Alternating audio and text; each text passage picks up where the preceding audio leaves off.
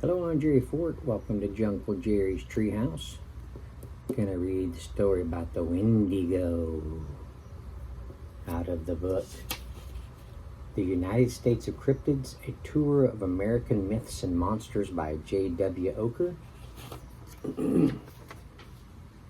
Wendigo. I already got my page marked here. Let's go ahead and highlight it so I don't forget.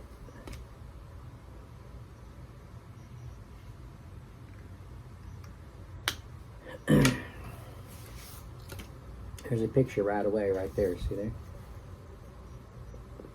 Creepy looking, huh?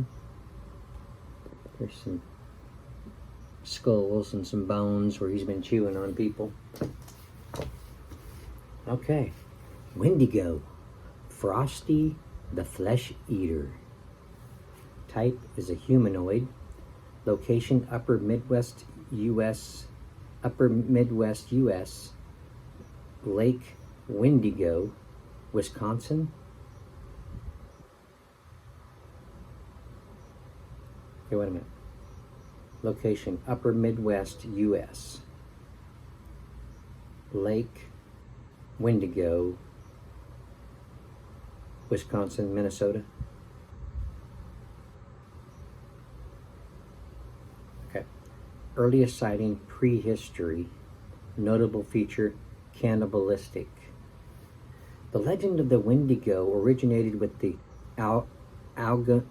Algonquin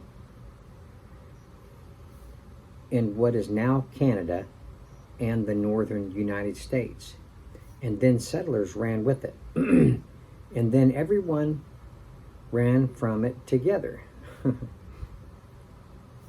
The Wendigo, in parentheses, also Wendigo, among other spellings, Wendigo, among other spellings, has metamorphosized over the centuries, splitting into three versions of the creature. All of its incarnations are frightening, though because of what it represents fundamentally. All of its incarnations are frightening, though because of what it represents fundamentally. It started out, according to the Ojibwe People's Dictionary, as a winter cannibal monster, three of the most terrifying words in any language. This Wendigo is a giant soaring anywhere from 10 is a giant, sorry, there's a comma there, soaring anywhere from 10 feet tall to higher than the pine trees of the northern forests. It's described as human-like, but emaciated, with the face blackened by frostbite and missing lips and cheeks because it chewed them off in its hunger for human flesh. Its diet is described succinctly by George M. Eberhardt in his book Mysterious Creatures, A Guide to Cryptozoology. Well, there's another book I might be interested in checking out. Let's see if I can find it. George M. Eberhardt.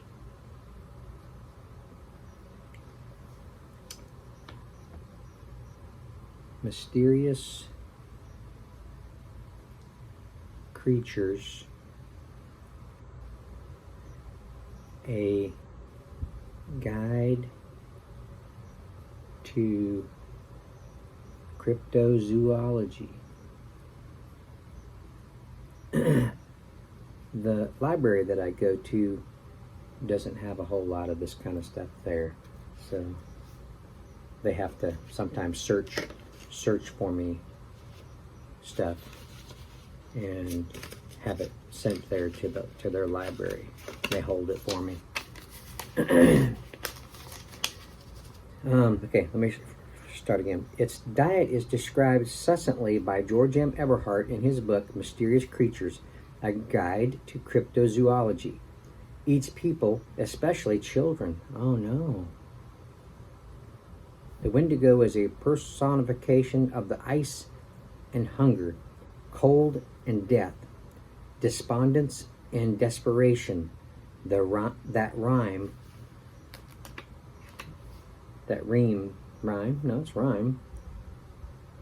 the winter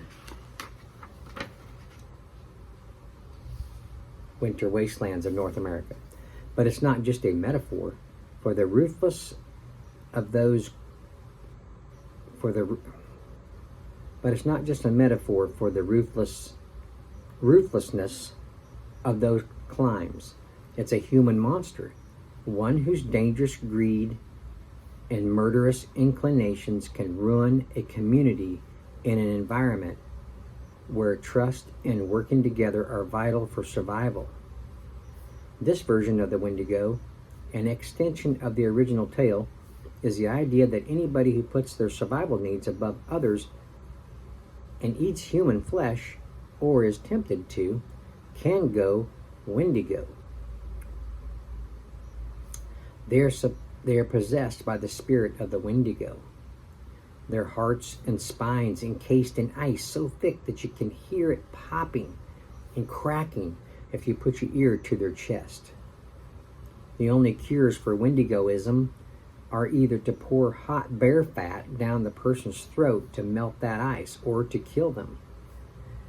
In December 1897, the St. Paul Globe of Minnesota reported that a Native American woman living in the Barrens River Reserve of Manitoba had contracted typhoid fever, the effects of which caused her to act strangely.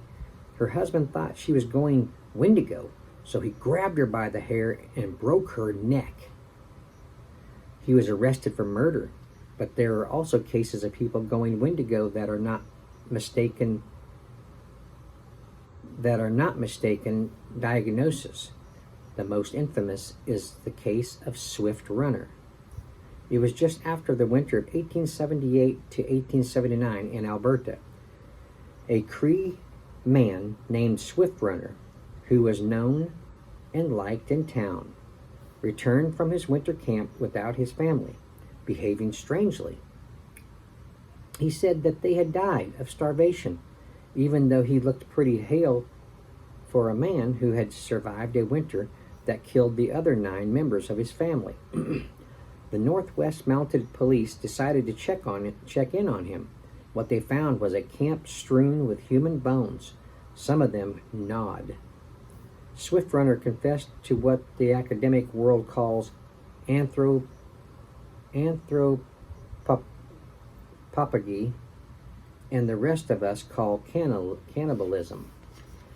He said he'd been having strange dreams and that a spirit told him to eat his family, which included his wife, brother, mother, and 6 children. In parentheses, eats people, especially children. He'd gone Wendigo. It was a harsh winter, but it wasn't an eat your family harsh winter. Swift Runner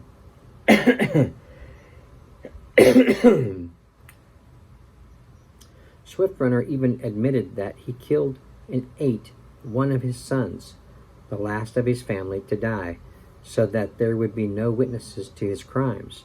Swift Runner was hanged for the ghastly murders in December 1879 at Fort Saskatchewan. Period. The true motivation for his atrocities will never be fully parsed, but for a few decades in the 20th century, some psychiatrists diagnosed and treated Wendigo psychosis as a culture-bound syndrome. In modern times, pop culture has gentled the Wendigo into a winter spirit, often depicted as either a humanoid deer with antlers or a ghostly creature with a deer or elk skull for a head. Terrifying in its own way if witnessed on a snowy night in the woods. Meanwhile, states adjacent to Canada that also know the mental and physical burden of difficult winters annexed the Wendigo to their own lore, most notably Minnesota and its neighbor Wisconsin, the latter of which has made inroads into making the claim official. Stoughton, Wisconsin is the home of a restaurant called Wendigo, which features a cannibal burger on its menu that's stuffed with tenderloin and bacon. And every October, the town of Manitowick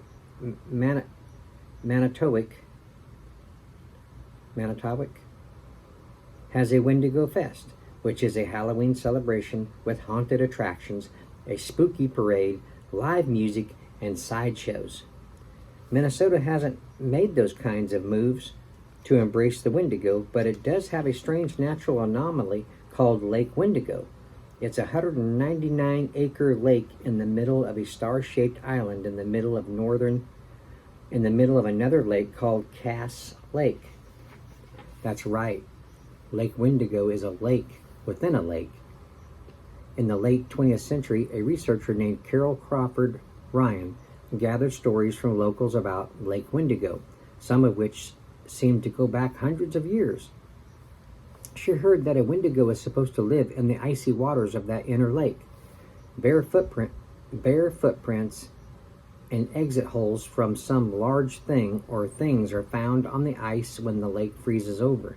She heard that the lake was used as a big kettle by a group of cannibal giants for boiling humans, and that a Native American chief had ventured to the island and never returned.